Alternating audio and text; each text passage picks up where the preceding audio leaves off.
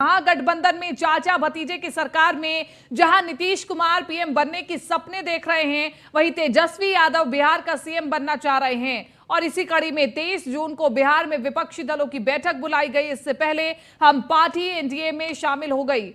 इसे लेकर के न्यूज वन इंडिया ने हम पार्टी के राष्ट्रीय अध्यक्ष संतोष कुमार सुमन से खास बातचीत की है, सुनिए।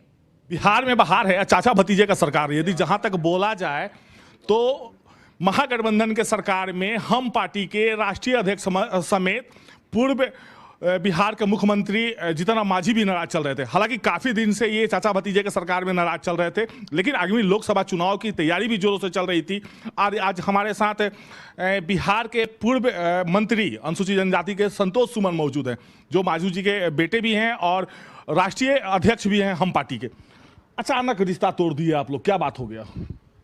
देखिए, बहुत सारी बातें हुई है, पहले भी हम बता चुके हैं। कोई चीज़ अचानक नहीं होता है, बहुत बातें होती है जो बहुत मीडिया में नहीं बोली जाती है। आज हम इतना ही कहेंगे कि आज हम लोग की मुलाकात माननीय गृह मंत्री जी से हुई है और मुलाकात एक अच्छे माहौल में हुई और सभी बिंदुओं पर चर्चा हुई, जो बिहार के विकास की बात करता हो, गरीबों के हित की बात करता हो। और जिन मुद्दों पर हम लोगों ने पार्टी बनाई है, गरीबों की आवाज़ बनने के लिए, खास करके दलितों शोषितों की आवाज़ बनने के लिए, उनका सम्मान की रक्षा। जिस तरह से आप देखे होंगे कि कोई हम लोग को छोटी दुकान बोल रहा है, कोई हम लोग को बोल रहा है कि आपकी हैसियत क्या है, और बहुत सारी बातें आई है। कोई हम लोग को भेदिया बोल रहा है, खुफिया बोल रहा है। तो दलित का इसी के लिए जाने जाते हैं कि दलित को कोई हैसियत बताने लगे, दलित को कोई खुफिया बताने लगे। क्या दलित खुफिया होता है? नहीं, दलित बहुत ईमानदार होते हैं और जहाँ रहते हैं ईमानदारी और निष्ठा के साथ रहते हैं।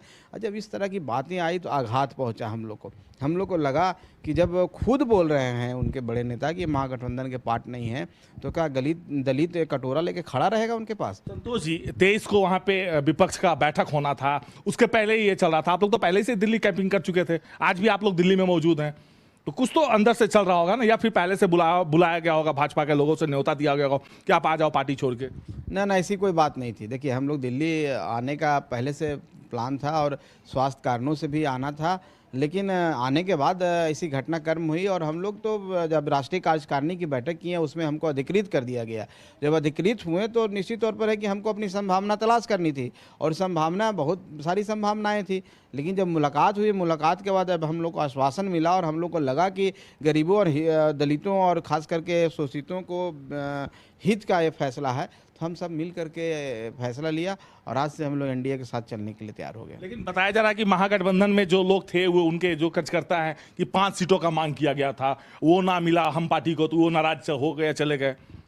देखिए, हम तो पहले ही बोल चुके हैं कि दलितों का हैसियत बताया जाता है और उनकी हैसियत है कि तुम सीट नहीं मांग सकते हो, तुम चुपचाप मेरे साथ रहो, हम जो भीख में दे देंगे कटोरा लिए रहो, वही तुमको एक्सेप्ट करना चाहिए। हैसियत की बात तो कर रहे हैं, हम तो अपनी तैयारी की बात बोले।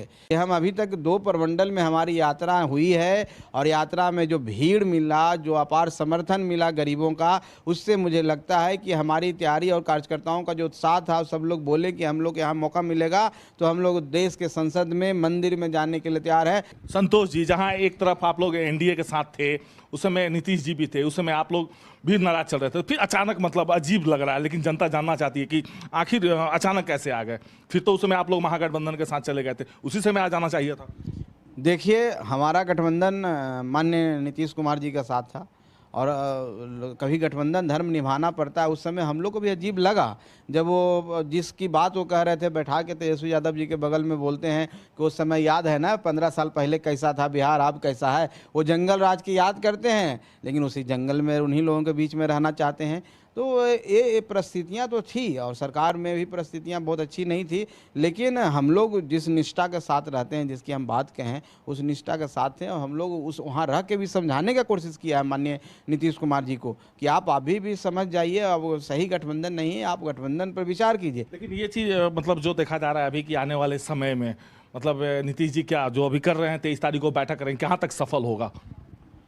अब वो सफल, चाचा तो सपना देख लिए हैं, भतीजा मुख्यमंत्री का सपना देख रहे हैं, चाचा पीएम का सपना देख रहे हैं, बैठक भी बुला लिए हैं 23 तारीख को। क्या लग रहा है सर, उतने लोग मर भी गए, अभी ये बैठक की तैयारी में है सीएम साहब, और 2 दर्जन से काफी लोग बिहार में मर चुके हैं गर्मी के लू से, उस पर सीएम साहब का ध्यान नहीं है सर, क्या कहेंगे?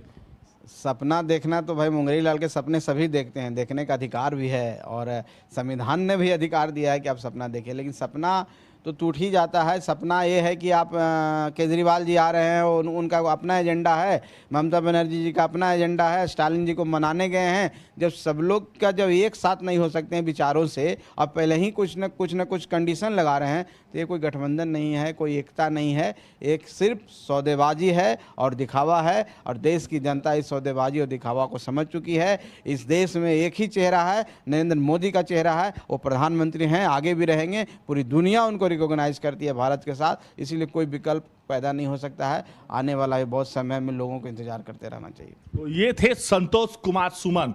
हालांकि ये हम पार्टी के राष्ट्रीय अध्यक्ष भी हैं और बिहार के अनुसूचित जनजाति के पूर्व मंत्री भी रह चुके हैं। हालांकि एक हफ्ते में ही सब नाराजगी हो गई। नीतीश जी के साथ अच्छा कदम मिलकर चल रहा था, अनुसूचित जनजाति की सारी वोट बैंकिंग भी नीतीश जी की तरफ रुझान था इनको लेके।